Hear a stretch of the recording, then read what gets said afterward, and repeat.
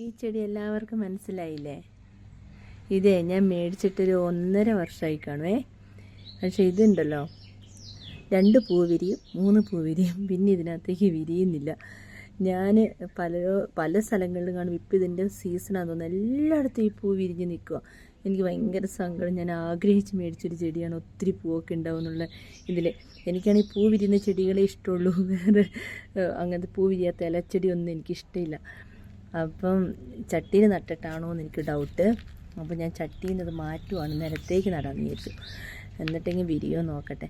ഞാൻ എല്ലാ വളവും ഇതിനകത്ത് ഇട്ടിട്ടുണ്ട്. ആ വളമൊന്നും ഏശുന്നില്ല. വെയിൽ മതി. ഞാൻ പലരോടും ചോദിച്ചപ്പോഴേ എല്ലാവരും പറഞ്ഞു ഇതിന് വെയിൽ നല്ലപോലെ വേണമെന്ന്.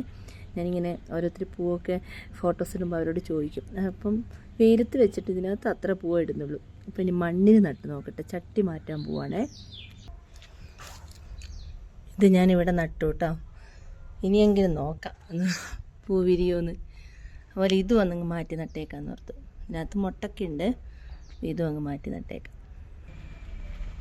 ഇത് ഞാൻ ഇവിടെ ആയിട്ടും അങ്ങ് നട്ടു. വിചാരിച്ച അപ്പം തന്നെ ചെയ്യണം, അല്ലെങ്കിൽ പിന്നെ ശരിയാവില്ല. അങ്ങനെയാണ്, ആ സ്പോട്ട് ചെയ്യണം.